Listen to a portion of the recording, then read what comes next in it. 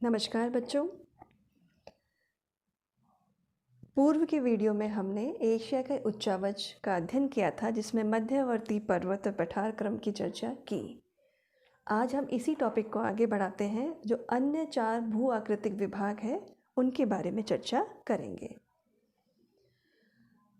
तो प्रथम भू आकृतिक विभाग हम पढ़ चुके, मध्यवर्ती पर्वत व पठार क्रम। आज दूसरे की चर्चा करें। दूसरे में है नदियों के मैदान, रिवर बेसिन। नदियों द्वारा निर्मित मैदान नदियों के मैदान कहलाते हैं।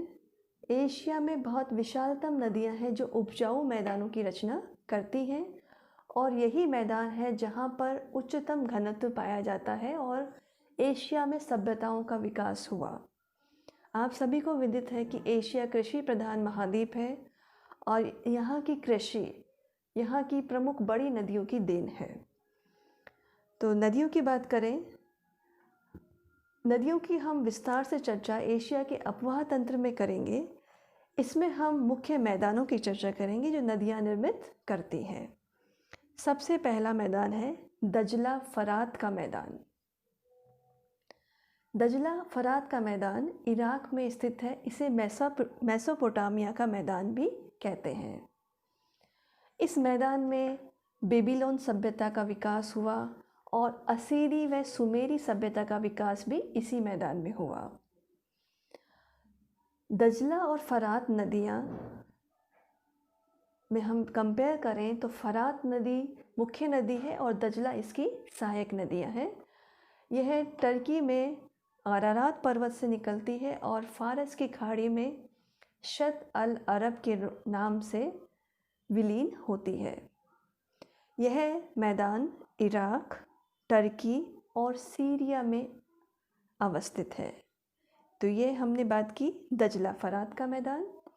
दूसरा प्रमुख मैदान सिंधु गंगा का मैदान। सिंधु घाटी सभ्यता का विकास इसी मैदान में हुआ है। सिंधु नदी व गंगा नदी दोनों नदियां अपने प्रवाह क्षेत्र में उपजाऊ मैदानों का निर्माण करती है। सिंधु का मैदान भारत और पाकिस्तान दोनों में ही अवस्थित है और यहाँ इस मैदानी क्षेत्र में द्रविड़ व आर्य सभ्यताओं का विकास हुआ। यह उपजाऊ क्षेत्र है जो भारत की कृषि अर्थव्यवस्था का आधार है। तीसरा इरावदी का मैदान। इरावदी का मैदान इरावदी नदी द्वारा निर्मित है जो मुख्यतः म्यांमार में है। यहाँ इरावदी नदी ने कांप मिट्टी का जमाव किया और यह क्षेत्र चावल की कृषि के लिए विश्व विख्यात है। अगला मीनाम का मैदान। इसका विस्तार थाईलैंड में है। मीनाम नदी द्वारा इसका निर्माण हुआ है। यह उत्तर से दक्षिण दिशा में बहती हुई कांप मिट्टी वाले उपजाऊ मैदान का निर्माण करती है और यहाँ पर बागाती कृषि का विकास अधिक हुआ है। फिर है अगला मेकांग का मैदान।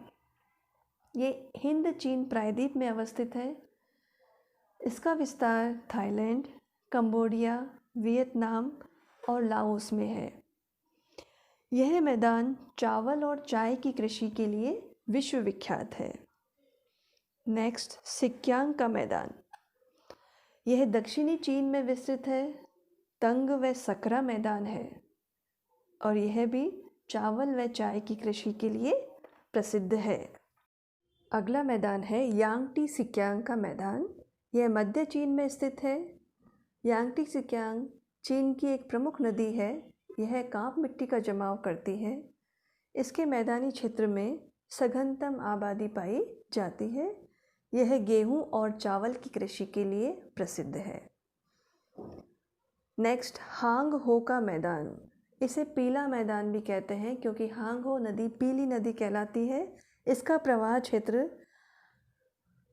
लाओस के मैदान से है। वहाँ पे पीली मृदा का जमाव होने के कारण इस नदी के जल का रंग भी पीला हो जाता है। यह उत्तरी चीन में प्रवाहित होती है। इसे चीन का शौक कहा जाता है क्योंकि अपने प्रवाह क्षेत्र में परिवर्तन करने के कारण यह बाढ़ की आवृत्ति लेकर आती है। यह मैदान गेहूं की कृषि के लिए प्रसिद्ध है। तो इस द्वितीय प्रदेश में हमने विभिन्न नदियों के मैदानों की चर्चा की। तीसरा भौतिक विभाग है दक्षिणी प्रायद्वीपीय पठार, सदर्न पेनिनसुलर प्लेटू। इसके 3 भाग किए गए हैं। पहला अरब का प्रायद्वीपीय पठार, दूसरा भारत का प्रायद्वीपीय पठार और तीसरा हिंद चीन का पठार। अरब का प्रायद्वीपीय पठार की बात करें तो ये दक्षिण पश्चिम एशिया में अरब प्रायद्वीप में स्थित है। इस पठारी भाग फारस की खाड़ी, अरब सागर, लाल सागर और भूमध्य सागर से घिरा हुआ है। यह प्राचीनतम भूभाग है और मुख्यतः ग्रेनाइट की चट्टानों से बना हुआ है। इस प्रायद्वीपीय पठार की औसत ऊंचाई 2000 मीटर है। यह रेतीला शुष्क मरुस्थलीय क्षेत्र है। दूसरा भारत का प्रायद्वीपीय पठार जो भारतीय उपमहाद्वीप में स्थित है। यह गोंडवाना भूमि का भाग कहा जाता है। इसकी ऊंचाई 1400 मीटर है। यह उत्तर में विंध्याचल पर्वतमाला, सतपुड़ा पर्वतमाला और मालवा के पठार से घिरा हुआ है, जबकि दक्षिण में नीलगिरी की पहाड़ियाँ और इलायची की पहाड़ियाँ इसकी सीमा निर्मित करती है। यह प्रायद्वीपीय पठार लावा के निक्षेपण से बना हुआ है और भारत के खनिजों का एक प्रमुख स्रोत है। तीसरा हिंद चीन का पठार, यह दक्षिणी पूर्वी एशिया में स्थित है। इसका अधिकांश भाग लाओस, कंबोडिया, वियतनाम राष्ट्रों में है। इसी पठारी भाग में शान का पठार, यूनान का पठार व क्वीचाओ का पठार भी इसी में सम्मिलित है। शान का पठार म्यांमार में है। यूनान व क्वीचाओ का पठार दक्षिणी पूर्वी चीन में अवस्थित है। इस हिंद चीन के पठार की औसत ऊंचाई 1200 मीटर है। यह एक सामरिक महत्व का पठार है, क्योंकि आप देखें इतने राष्ट्रों में अवस्थित है तो सुरक्षा की दृष्टि से इसका प्रमुख महत्व है। इन तीनों पठारी भाग की बात करें तो सर्वाधिक ऊंचाई वाला जो प्रायद्वीपीय पठारी भाग है वो अरब का है। चौथा मुख्य भौतिक विभाग उत्तर की निचली भूमि, नॉर्दर्न लो लैंड। इस भूमि का विस्तार साइबेरिया प्रदेश में त्रिभुजाकार रूप में है।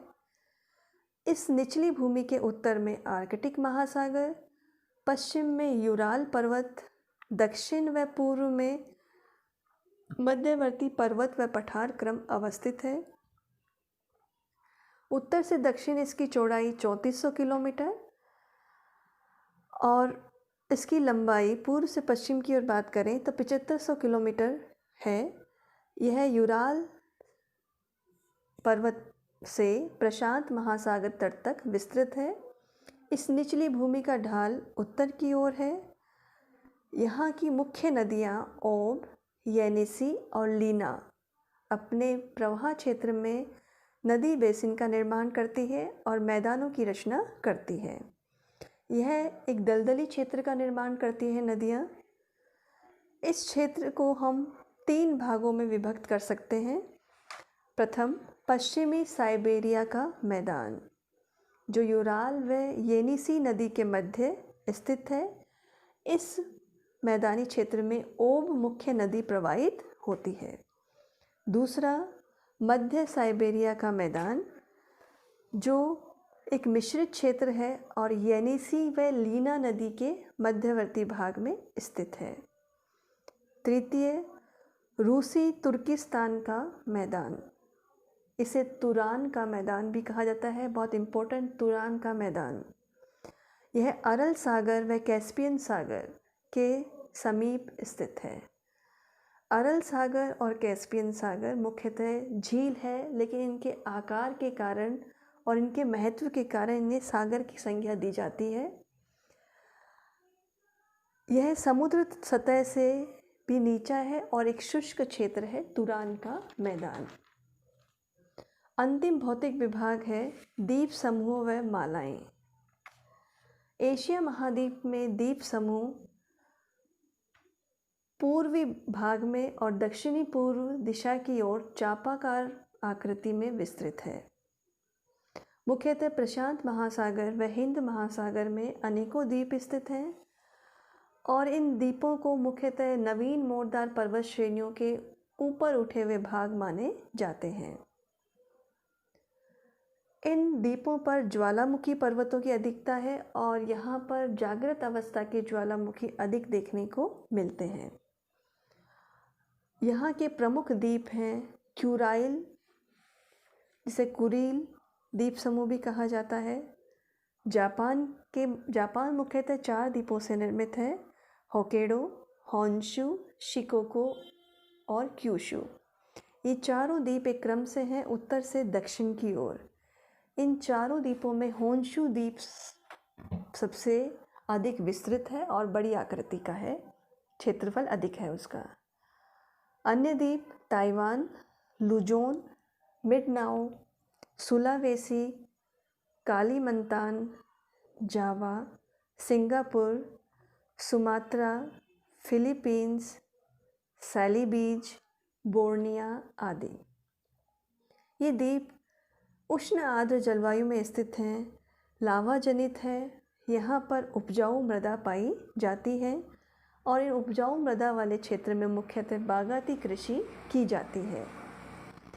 बागाती कृषि में मुख्यतः चाय, रबर, कॉफ़ी, मसाले, गन्ना, नारियल आदि फसलों की कृषि की जाती है और यहाँ पर खनिज पदार्थों की भी अधिकता पाई जाती है।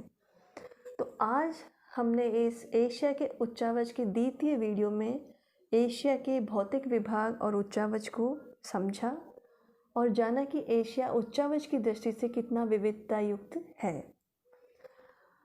नेक्स्ट क्लास में हम एशिया के अपवाह तंत्र की चर्चा करेंगे। वीडियो से पहले हम PDF फाइल भेजेंगे ताकि आप उसकी कंटेंट को पढ़ सकें